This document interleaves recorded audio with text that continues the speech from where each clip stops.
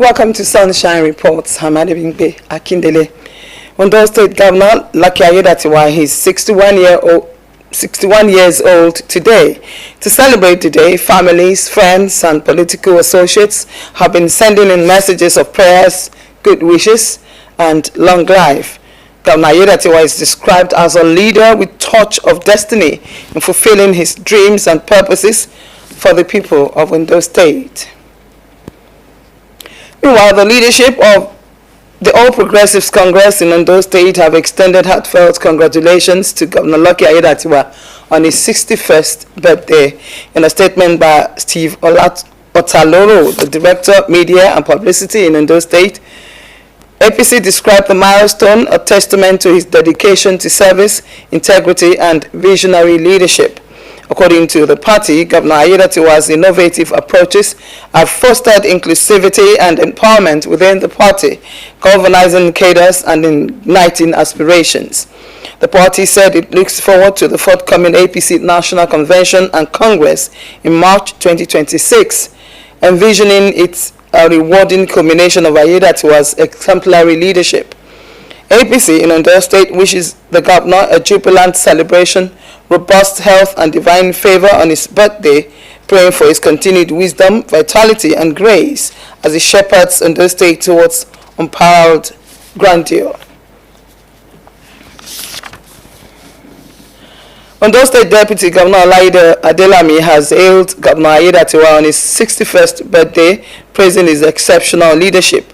Adelami highlighted Ayedatiwa's clarity of purpose, calm decision-making, and commitment to inclusive, sustainable governance that prioritizes public welfare.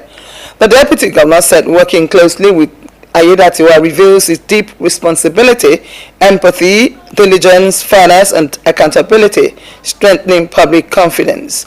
Adelami added that Ondo State is better positioned due to the governor's wisdom and resolve, with impacts resonating across communities. In the same vein, Osrc Media Group Director General Kenneth Odushola Stevenson has congratulated Ondo State Governor Lucky Ayedatiwa on his birthday, praising his transformative leadership. In a statement, the Director General highlighted Ayedatiwa's achievements in security, infrastructure, agriculture, education, healthcare, and economic empowerment programs for women and youth leadership. Odushola Stevenson described Ayedatiwa as a visionary leader whose prudent financial management has stabilized Ondo State's economy and inspired future generations. The DG, who noted that the leader's true measure is in the lives they taught, emphasized the governor's lasting impact through coverage, commitment, and public service. The Osrc helmsman wished Ayedatiwa continued health and success, anticipating more developmental breakthroughs under his administration. Away from the birthday of the governor, the Ondo State government's appeal for investments from its diaspora community is yielding quick results, marked by the commissioning of a palm oil and palm kernel factory in Akure, the state capital. Governor Lucky Ayedatiwa hailed the development during the launch ceremony, urging more contributions to the state's growth. Government House correspondent Zimo Ibemi provides further details as presented from our studio.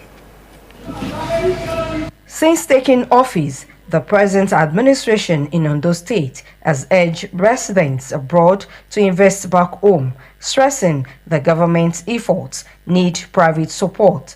Governor Lucky Ayedatiwa's appeal is delivering results as a palm oil and palm kernel factory launches in a federal local government area. Represented by the Deputy Governor Olaide Adelami, Governor Ayedatiwa commended the investor and factory CEO for the establishment of the factory. Today's event is not merely the opening of an industrial facility. It is the fulfilling of a promise that Ondo State is open for business, committed to productivity, and resolute in transforming its natural endowment into enduring prosperity for its people. The governor urged other wealthy Nigerians to emulate the investment attitude. I wish to specially commend the promoter and management of Low Churches Nigeria Limited for their competence in Ondo State, investing in production, especially agro-processing. It's not for the faint-hearted. It requires patience, foresight, and faith in the future. Your decision to site this factory here sends a powerful message to other investors across Nigeria and beyond. Ondo State is a destination of choice. Let me use this occasion to assure not only the company, but all existing and prospective investors that this administration remains steadfast in its commitment to creating and sustaining environment where business can thrive and flourish. In dedication to the glory of God and my beloved mother, late Mrs. Lydia Ondo. Senior Special Assistant to the Governor on Diaspora Matters, Olayemi Fashikpe, called on Nigerians living overseas to do the needful by investing in the state. And all investors are welcome, and that at any point in time, despite the fact that they don't live in Nigeria, they are away from here, the government is always available and readily available to assist and support them. La Churches Nigeria Limited CEO Lateef Audu assured the Ondo State government of further developmental initiatives from his company. This is a dream country for me, not just for me, but for the people of Ondo State. You know, what actually sparkled this whole initiative is, graduating from college, looking for jobs. I knew what I went through, and I intend to do something for the future graduates so they won't go through the same, trauma that I went to after graduating from college, not getting a job for years. This corporation is situated to create jobs for people from the state, mostly for the indigenous community of Iroyin. Audu stated plans to replicate the factory in other local government areas of the state. The facility will produce over 500 liters daily, supplying residents of the state and surrounding areas. Kemisola Ojomu, Osrc News.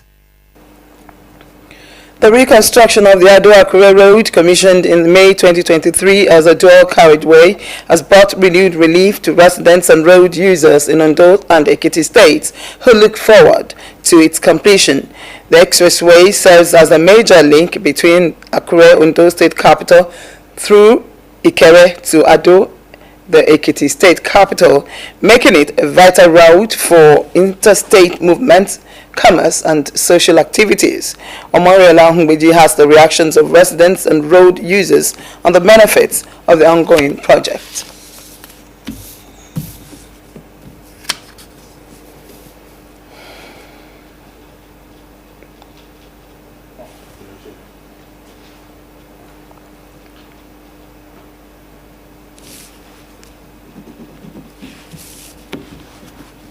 This reconstruction of the 48-kilometer Akure-Ado project to enhance easy access between Ondo and Ekiti states has been on for over 2 years now. Although one lane of the double carriageway has been completed, commuters say the improvement has significantly eased movement along the busy corridor, which connects several residential communities and facilitates daily interstate travel. So for now, we really appreciate God though, because things are going well as we plan. Just before, when we go to Ado, before we go back, all these our vehicle parts have gone, spoiled. So at least in a week, we go to mechanic workshop to repair to put our motor in order again. Because we don't do that, there's nothing we can do. So for now, all that is not happening again. Okay, báyìí bọ́n ṣe bá wa ṣe mọ́tò wa ò kì í bàjẹ́ tẹ́lẹ̀ báyìí mọ́tò wa máa bàjẹ́ á yọnu kò wá bàjẹ́ bíi ti tẹ́lẹ̀ mọ́. Tẹ́lẹ̀ bíi 2 hours là ń lò náà àti ń lò bíi 1 hour ó ti wà okay. à ń lọ inú wa ń dùn mọ́tò wa àwọn mọ́tò Ondo ọ̀rẹ́ tí wọ́n lè wá bíbà ẹ̀ mọ́ gbogbo ọ̀nà wa ṣe kí ni tọ́ wa nànà wa báyìí inú wa ń dùn náà bí mọ́tò ṣe ń pọ̀ sí. Before now, the road was in a deplorable state, causing delayed travel times, frequent breakdowns and losses of traders and transport operators. With the completed lane now operational, traffic flow has improved, easy congestion, and restoring confidence among commuters and business owners who depend on the route. Traders and transporters say the partial completion has revived business activities along the corridor, with expectations that full completion will further boost economic interaction between the two states. It's free, it's good, and it's motorable. And easily people can travel down on the road, even the marketers. They can convey their goods to the market and make their sales, and they come back safely. That it can bring development to the town, and those that are willing to build house here before, that because of the bad road that they couldn't build their house here. So this can make them to change their mind to build their house around there because of the improvement of the road.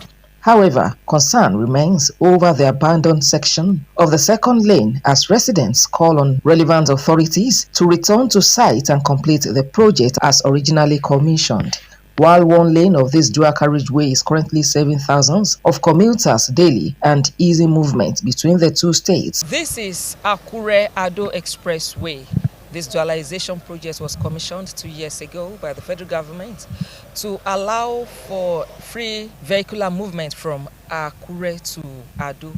Initially, this road was bad to the extent that commuters abandoned this route from Akure to Ado. Instead, they were plying Ibarauke. But now, the story has changed. This major bridge by Handmain shows that this road will be dualized. Presently, one lane of the project has been completed from Akure to Ado, and it is expected that the other lane will also be completed very soon. Residents are hopeful that work will soon resume on the other lane to fully unlock the economic and transportation benefits of the axis. Ado-Akure Expressway remains a strategic interstate route whose full completion will strengthen transportation, trade and socio-economic ties between Ondo and Ekiti states. Omoriola Humbeji, Osrc News. Ondo State government has called on Nigerians to honor the sacrifices of fallen military heroes by promoting peace, unity and responsible conduct in their communities. The call was made by the Deputy Governor, Dr. Laide Adelami, at the church service marking the 2026 Armed Forces Remembrance and Celebration held at the Chapel of Grace, Government House, Akure.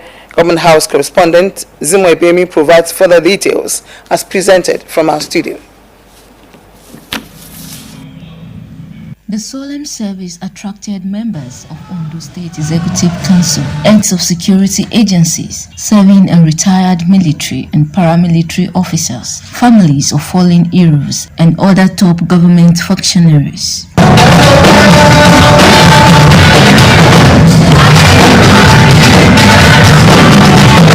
In his sermon, Pastor Williams Ayedatiwa reminded the congregation of the need for gratitude to God, urging servicemen, women, and public office holders to remain faithful, disciplined, and committed to selfless service in the discharge of their duties.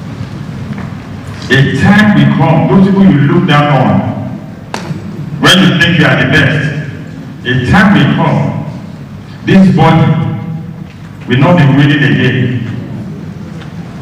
And those people you look down on, remember that scripture, God gives power to the weak. Those that you look down today as the weak, the power might be given to them tomorrow. When you will now be weak, you that think you are the strongest. What now happens? Remember Lazarus and the rich man. Power. Invest your power wisely. Also, the commander of the 32 Artillery Brigade, Akure, Major General Justin Ifeanyi, described Armed Forces Celebration and Remembrance Day as one sets aside to honor the courage and sacrifice of military personnel. We that are taking care of their families will not waver because they are following the police. We will ensure that none of them or nothing is lacking to take care of them and their families. Delivering remarks on behalf of Governor Lucky Aiyedatiwa, Ondo State Deputy Governor Dr. Olaide Adelami acknowledged the challenges faced by widows, dependents, and physically challenged veterans, calling for sustained prayers, compassion, and support to ease their burdens. Their silent tears, quiet struggles, and enduring strength must never be ignored. A country that forgets its heroes' families risks losing its moral soul. I therefore reaffirm that the government of Ondo State remains deeply committed to the welfare of our veterans and the families of our fallen heroes.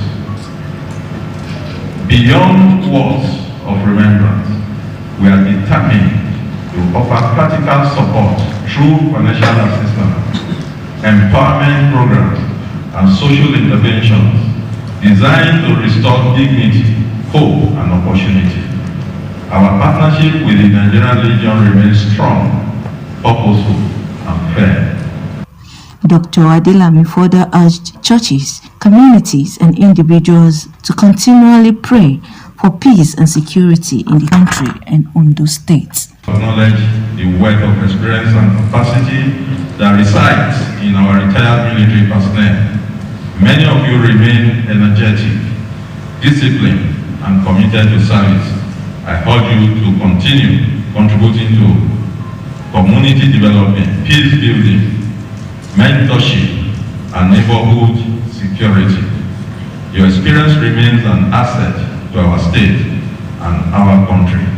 Commissioner for Women Affairs and Social Development, Sheun Osamaye, reaffirmed the state government's commitment to the welfare of widows and families of fallen heroes, assuring them of continued support and intervention programs. We express our deepest appreciation and eternal gratitude to the brave men and women who have paid the supreme price in their line of duty. Your commitment and sacrifices have safeguarded our freedom and territorial integrity. Your legacy will continue to inspire generations to come. Today we honor you and will remember you. The church service featured special prayers for Governor Lucky Aiyedatiwa and members of his cabinet, the peace and stability of Ondo State, the nation at large, and special intercessions for the widows and dependents of fallen heroes. Adewumi Taiwo, Osrc News. The Federal Ministry of Education has announced the introduction of a unique examination learner's identity number for all candidates sitting for national examinations, including the senior school certificate examination starting this year. The measure forms part of comprehensive reforms to eliminate examination malpractice, enhance candidate tracking, and restore credibility to Nigeria's assessment system. Joy Pius reports that education stakeholders in Ondo State have welcomed the initiative, calling it a bold and timely step forward. In a major push to tackle persistent examination malpractice, the Federal Ministry of Education has unveiled plans to issue a unique examination learner's identity number to every candidate participating in national examinations, including those conducted by WAEC and NECO. According to the ministry, this identifier will enable effective tracking of learners throughout the examination process, strengthen monitoring and accountability, and support long-term improvements in assessments, certification, and data management. These reforms build on decisions from previous National Council on Education meetings and reflect the government's commitment to credible, fair examinations aligned with global best practices while addressing Nigeria's unique challenges. challenges. Education stakeholders dismissed first that federal policies are often abandoned midway, expressing strong confidence that the initiative will be fully implemented and sustained. We are ready because before this time, the Ministry of Education of Ondo State will actually migrated to this issue of digitalizing the processes in the ministry, school registrations. Even it's interesting to know that students who are admitted into our schools now, their admission letters are being produced centrally. So keying into it will not be a difficult thing. Then if you want to go further, to want to talk about the usefulness of this, it is very, very good because it's going to help stem the issue of examination malpractices. The issue of anybody coming to now standing for some other persons because during the exam period will not come in. But we know in every process in Nigeria too, some of us are very smart. They might want to also circumvent the process. But we know that it has to start from somewhere. And it is a good one that the Federal Minister of Labour did said then that they will do. So we are hoping that as it kicks off, we will have it running smoothly. The support we will be needing is no other than making sure that all schools are computerized. Since we are in the digital age, ensure that teachers of computer sciences computer studies and science are employed in our schools. We also there is support for employment of security guards, because it's one thing for government to provide facilities in schools. It is another thing for it to be secured. If not, they will be carted away by these hoodlums. Parents say the unique identification number will enhance accountability and seal loopholes commonly exploited during exams. My own take on this is a very good development. Students that know that if you are a case, there are some norms now in the system that definitely there's going to be a change in corruption. People will be mindful of the way they behave, what they do, and how they carry about things. So definitely is a welcome development as a parent. Last month, the federal government reinforced its anti-malpractice drive by prohibiting the admission or transfer of students into senior secondary 3, SS3 level nationwide. A move designed to stop last-minute school changes, often linked to cheating opportunities. No school, both private and public, must admit students into SS3 classes, especially the private school, because that is where the so-called malpractices is rampant. That's where they really practice it. And it's very common to them, because once you bring your money to the place, they will admit you. Even if you cannot write your name. I have so many of them that even if they can't write their name, when they get to the place, they be admitted. So the idea of the ID for the student, it's very good, so that once you don't have that ID, there is no way you will write examination in that particular place. So it is a very good development, being what proposed by the federal government. With the upcoming rollout of the examination learner's identity number and these complementary measures, stakeholders believe Nigeria's education system is taking firm, progressive steps towards sanitizing the conduct of public examinations and ensuring fair outcomes for all candidates. Joy Pius, Osrc News.